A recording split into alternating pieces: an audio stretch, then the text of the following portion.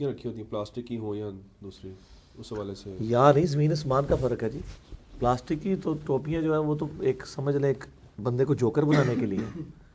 اب اتنی دفعہ اس چیز کو ہائی لائٹ کیا گیا کہ اب لوگوں نے مسجد میں اچھی والی ٹوپیاں رکھنی شروع کر دی ہیں، وہ تبلیغی جماعت والی سخت والی وائٹ.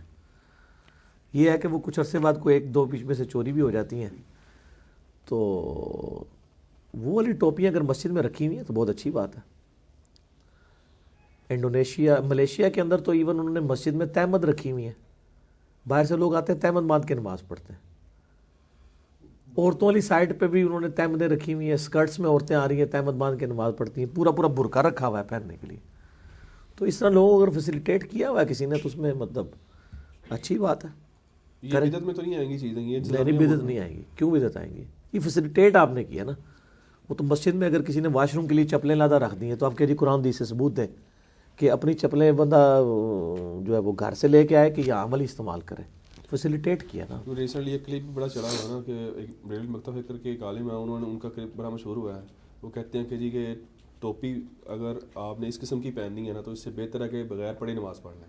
نہیں وہ تو میں نے بتایا کہ احمد بریلوی صاحب کا فتویٰ ہے اگر کسی کو ننگے سر نماز پڑھنے میں مزہ آتا ہے تو وہ ننگے سر پڑھے. تو انہوں نے اس سے بڑی بات کی ہے. لیکن یہ کوئی دین کی خدمت نہیں ہو رہی ہے. لوگوں کو سنت کی ترغیب دلانی چاہیے بجائے کہ ٹوپی دے اندر ہی پوری مصیبت ڈال دی ہے. ٹوپی نہ پہننے والے جو ہیں وہ ٹوپی کے دشمن بنے ہوئے ہیں، ٹوپی پہننے والے جو ہیں لوگوں کو زبردستی پڑھانے پہ تلے ہوئے ہیں. دونوں ایکسٹریم کے اوپر ہیں. میں تو اہل حدیث کے ساتھ ایگری نہیں کرتا ہوں اس مسئلے میں. سخت رویہ ہے ان کا. ٹوپی کی ترغیب دلانی چاہیے، سنت سے نفرت نہیں دلانی چاہیے. تبلیغی جماعت کے ساتھ چلے پر جانا اور مساجد وغیرہ میں کوئی مسئلہ نہیں. دیکھیں یہ جو درس نظامی کے کورس بھی ہیں کوئی بدعت تو نہیں ہے نا. سارے مکاتب فکر نے کورسز بنائے ہوئے ہیں کہ جی 8 سال کا 6 سال کا 7 سال کا. اب کیونکہ جی صحابہ کرام نے تو نہیں کیا، واقعی نہیں کیا انہوں نے، لیکن اس کی بنیاد کے اوپر آپ لوگوں کے اوپر بدعت کے فتوے تو نہیں لگائیں گے. کوئی نہ کوئی تو مینیجریل ایشوز کے لیے کرنا ہی پڑے گا نا. تو چلا لگاتے ہیں وہ یا 3 دن یا 4 مہینے لگاتے ہیں، 7 مہینے بھی ہیں، سال بھی ہیں. ہمیں اختلاف ان کی تعلیمات کے ساتھ ہے کہ اس میں قرآن و سنت سکھائیں بجائے اپنے بزرگوں کی کتابیں پڑھ کے. اس سے آپ اختلاف رائے رکھ سکتے ہیں. کام تو بہت نیکی کا کر رہے ہیں، وہ قربانی کر رہے ہیں، گھر سے نکل رہے ہیں. جو لوگ جمعہ یا رمضان میں فوت ہو رہے ہیں کیا ان سے قبر میں سوال؟ یہ ضعیف روایتیں ملتی ہیں جمعہ اور رمضان کے بارے میں، لیکن وہ قرآن و سنت کے اصول میں بیٹھتی کوئی نہیں ہے. حساب تو بہرحال ہونا ہی ہے. حساب کے بعد ہی یعنی ہر شخص کو قبر میں آزمایا جانا ہے. سیدھی سی بات ہے.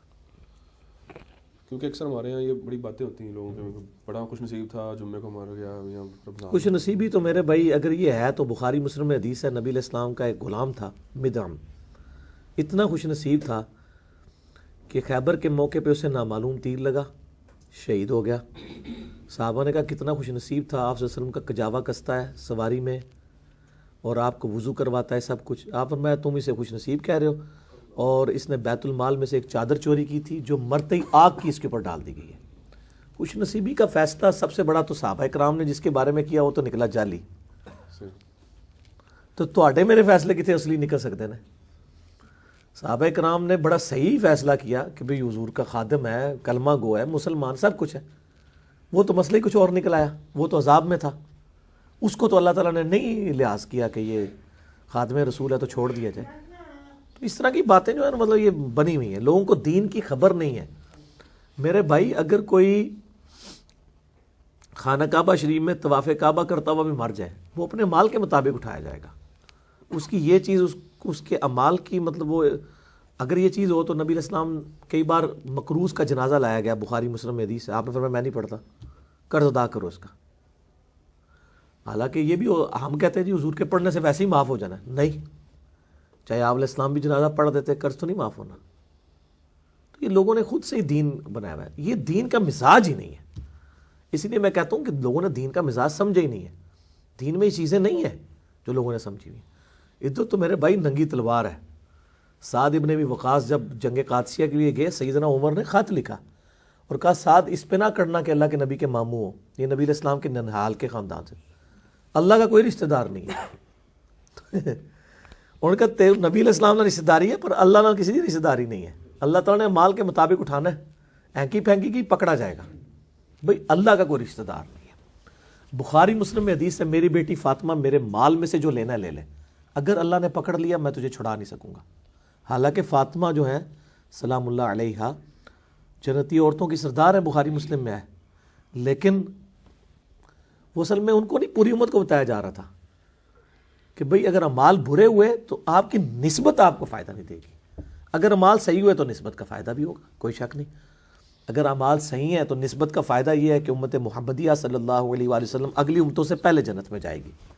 لیکن اگر کوئی کہ میں ہے حضور دا غلام ہاں تو جب تک میں جنت ہی نہیں وڑنا ادو تک کوئی اور نیک کسی نبی کا امتی جنت میں نہیں جا سکتا، تو یہ تو نہیں ہوگا۔ تو نیک ہے تو پہلے داخل ہوگا، اگر بد ہے دوسری امت والا پہلے چلا جائے گا، تو بعد میں جائے گا عذاب بھگت کے، نسبت نہیں کام آئے گی۔ ٹھیک ہو گیا؟